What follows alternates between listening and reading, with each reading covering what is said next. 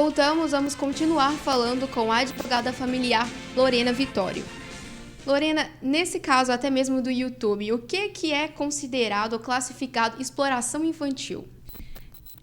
Exploração infantil é toda violência que acarreta uma vantagem financeira, geralmente, para um adulto. No caso que se tornou emblemático e trouxe muita repercussão, que foi o caso da Bel para meninas, existia uma suspeita e indícios de que os pais a submetiam a humilhações, a ofensas, a exposição vexatória e constrangedora em troca de audiência no canal e em troca de rendimentos financeiros. Então, nós não podemos afirmar com certeza se houve essa violência, a gente não tem acesso aos autos nem às provas, mas nós precisamos nos alertar e alertar nossas crianças de que qualquer conteúdo que transmita uma mensagem de violência psicológica, de humilhação, não deve ser endossada. Com relação ao caso da Bel para meninas, o Conselho Tutelar foi advertido, foi comunicada a suspeita, o Ministério Público já apresentou denúncia contra os pais da Bel e eles voluntariamente retiraram todos os vídeos que apareciam a imagem da filha das redes sociais.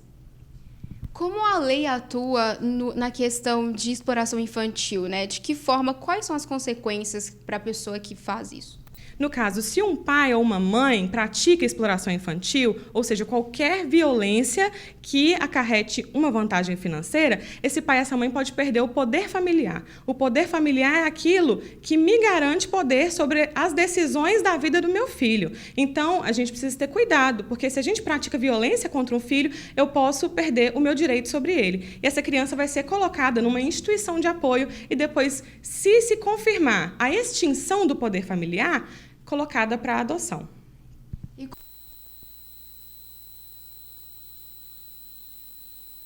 Responsável legal por ela, qual é o poder? A criança sempre precisa ser ouvida nas demandas em que tiver como objeto a vontade dela, a garantia do direito dela. Então, como que a gente faz para garantir que ela não vai ter uma influência da vontade dos pais?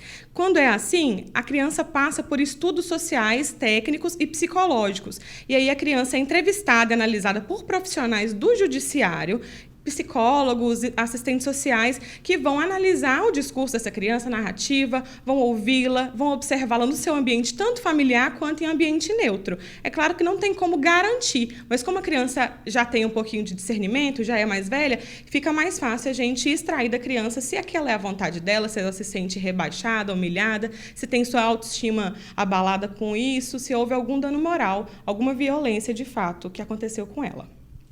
Qual que é o momento para os pais procurarem um advogado, procurarem ajuda, ou até mesmo as crianças, né? E qual que é a importância agora de se atentar para essas questões?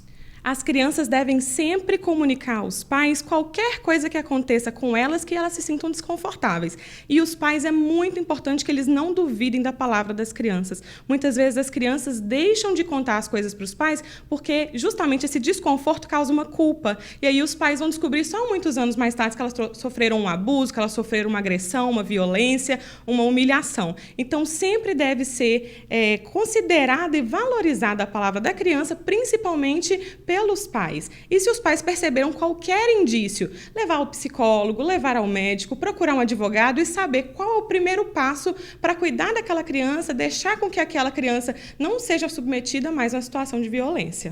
Muito obrigada pela entrevista. O Jornal da Sete fica por aqui. Nos acompanhe nas redes sociais no @Jornal da Sete. Até mais.